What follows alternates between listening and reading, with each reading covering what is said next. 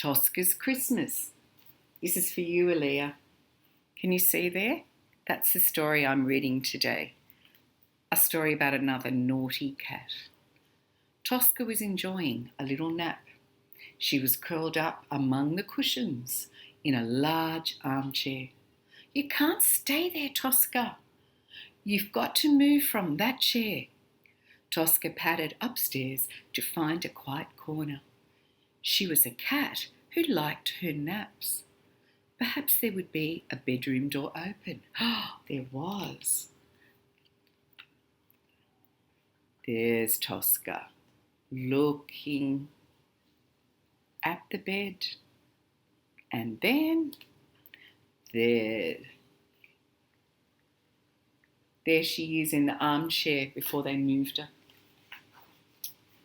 All over the bed were toys and a sea of bright coloured paper. What fun, thought Tosca. But before she could stretch out her claws, she was out on the landing. You can't come in here, Tosca. I'm doing my wrapping. Tosca wondered what was happening. She was not used to being bossed around.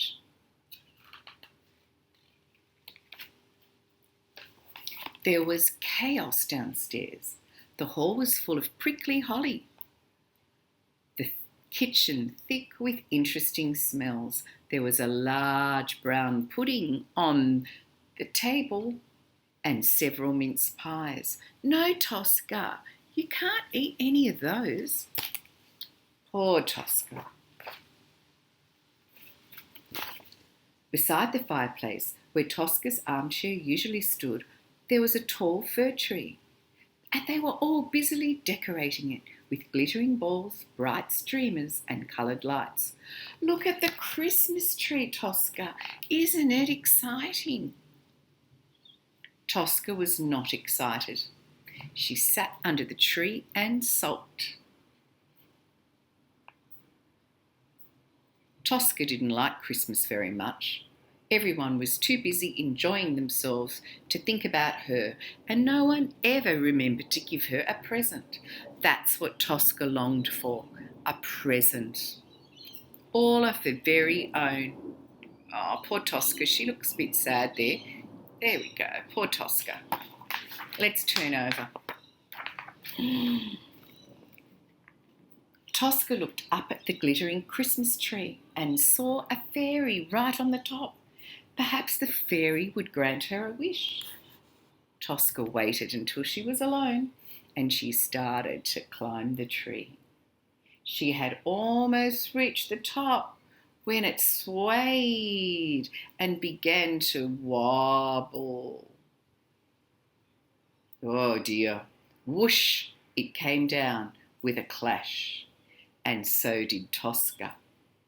A swish of tinsel and a clatter of coloured lights, and down came Tosca. Tosca, you naughty cat, out you go. Oh dear. Tosca ran into the garden. It was dark and cold. There was snow on the ground and a big moon in the sky. She pressed her nose against the window of the house. It looked cosy inside. Tosca hoped they'd let her back in. She scratched at the glass, but everyone was too excited to think about Tosca. The snowman was not a very comforting companion. There's the snowman. See him there? Tosca sat on the lawn and looked up at the sky. She watched the stars twinkle, and after a long time she seemed to hear some distant tinkling of bells. Something bright was glowing high above her in the night sky. Tosca watched as the light drew closer, closer. The jingle of bells was loud now, and Tosca could see a gilded sleigh drawn by majestic beasts with vast antlers and driven by a plump man with a white beard in a warm red suit. It was Father Christmas. It was Santa. Tosca leapt to the roof as the sleigh drew to a halt. Can you see? Oh, I can see Tosca there, and I can see Santa. It looks very cold. And here is Tosca looking up at the sleigh. I wonder what's going to happen. Father Christmas looked so friendly that Tosca approached him with a bold step and rubbed against his boots. Oh, that's not very good, Nana. There you go. Hello there, Pusscat, said Father Christmas. You must be cold out here. Wouldn't you be happier back inside? Purr, said Tosca.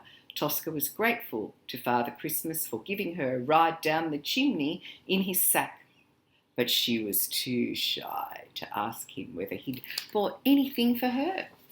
Oh, Father Christmas sat by the fire enjoying the mince pies. Tosca climbed onto his lap. Father Christmas stroked her. Tosca snuggled down. She was happy and drowsy. She had, after all, missed her afternoon nap.